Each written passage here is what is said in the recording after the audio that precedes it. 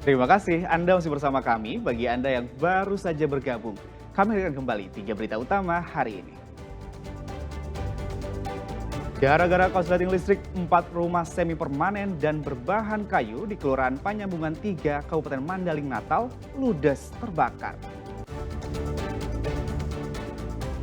Seorang pengemudi ojek online dan warga di Medan dihebohkan dengan paket kiriman berisi jasad bayi laki-laki.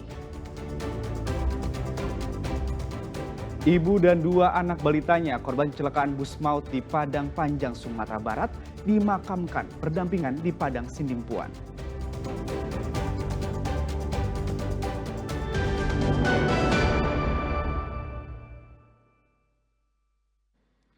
3 jenazah korban kecelakaan bus antar lintas Sumatera atau ALS yang merupakan seorang ibu dan 2 anaknya tiba di kota Padang Sidimpuan Rabu pagi pekan lalu.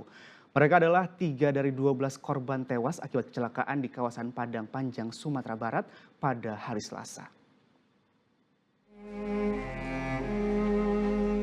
Suasana duka menyelimuti kediaman 3 orang korban kecelakaan maut bus antar lintas Sumatera ALS di Padang Panjang, Sumatera Barat. Kerabat korban bergantian untuk melayat dan mendoakan ketiga jenazah. 3 orang korban asal kota Padang Sidimpuan ini merupakan seorang ibu dan 2 anaknya. Mereka adalah Rizky Agustini Lubis berusia 32 tahun, Rema Andini Pane berusia 1,5 tahun, dan Naufal Rehan Pane berusia 6 bulan. Kedatangan mereka dari Bekasi, Jawa Barat ke kota Padang Sidimpuan adalah untuk melayat ibunya yang meninggal dunia. Pada Senin malam, mereka berangkat untuk kembali ke Bekasi menggunakan bus ALS. Sebelum berangkat, korban Agustini mengatakan makan malam ini merupakan makan terakhir di rumah ibunya itu. Lama semuanya. Iya, semua saudaranya datang. Nah, semua namanya keluarga pamitan. Tahu lah namanya ajal kita kan nggak ada yang minta. Jadi dia berangkat dari Jakarta kemari dari Bekasi ke Sidimpuan sih sama siapa? Sama kakak-kakaknya. Kakak ipar atau Enggak, kakak? kakak kandung. Kakak kandung. Iya, Berangkat ke kakak kandung berapa hari di sini Pak? hampir 10 hari. 10 hari begitu berangkat ke Arah ke Bekasi. Bekasi.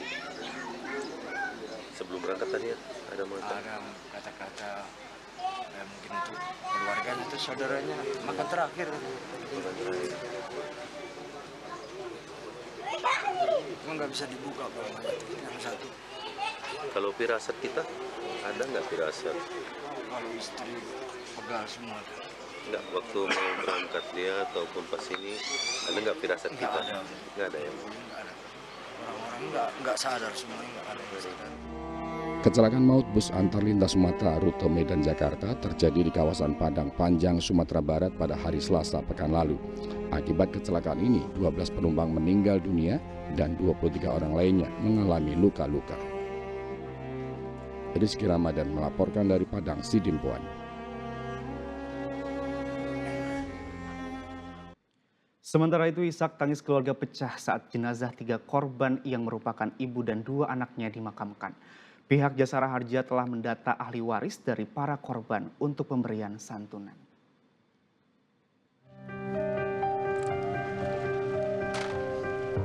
Isak tangis keluarga dan kerabat pecah saat jenazah Rizky Agustin Lubis dan 2 orang buah hatinya yang masih balita dimakamkan di pemakaman keluarga di kawasan keluarga Losung, Kota Padang Sidimpuan. 2 orang korban balita dimakamkan dalam satu liang. Sebelum dimakamkan, ketiga jenazah disolatkan terlebih dahulu. Suami sekaligus ayah korban tak kuat menahan haru saat istri dan anaknya dimakamkan. Sementara itu, pihak Jasara Harja Kota Padang Sidimpuan sudah mendata ahli waris ketiga korban.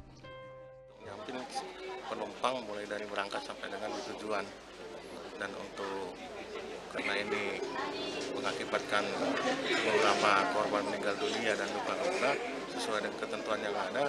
Kalau korban yang meninggal dunia, santunan kita berikan ke ahli waris jumlahnya 50 juta rupiah, dan untuk korban yang luka-luka di rumah sakit kita jaminkan untuk penjaminan biaya di rumah sakit maksimum 20 juta rupiah.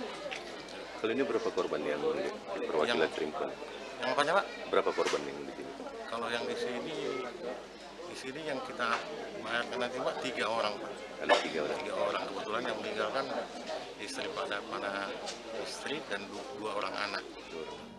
Kecelakaan maut bus antar lintas Sumatera atau ALS yang hendak menuju Jakarta terjadi di Padang Panjang, Sumatera Barat pada hari Selasa pekan lalu. Akibat kecelakaan ini 12 orang penumpang meninggal dunia dan 23 lainnya luka-luka. Rizky Ramadan melaporkan dari Padang Sidimpuan.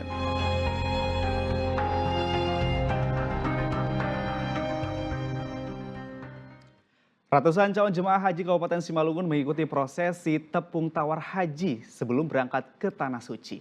Mereka tergabung dalam kelompok terbang Kloter 22 ini bakal diberangkatkan pada tanggal 27 Mei 2025.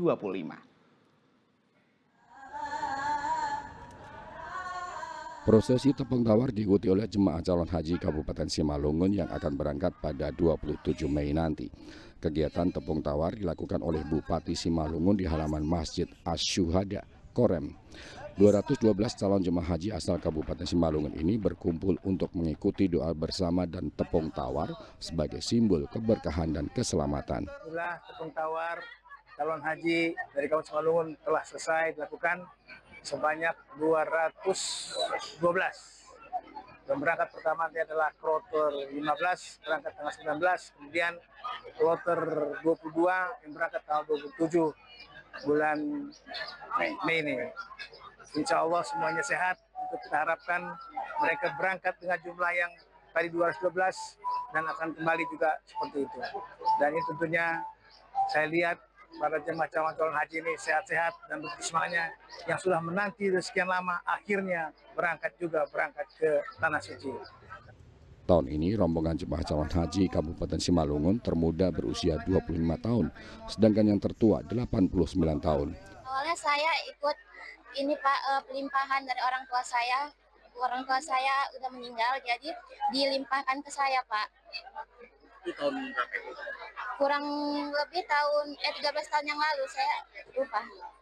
Apa yang kami semua laksanakan di sana berjalan dengan lancar, tanpa hambatan apapun, dan semua jamaah Simalungun sehat selalu, pulang dengan keadaan sehat, lengkap semuanya.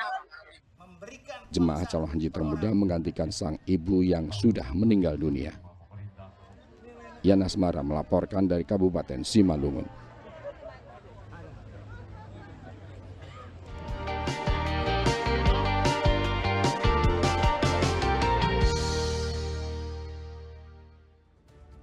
Laporan tadi mengakhiri berita Sumatera Utara hari ini. Jangan lupa pastikan Anda subscribe channel YouTube Liputan 6 SCTV Daerah.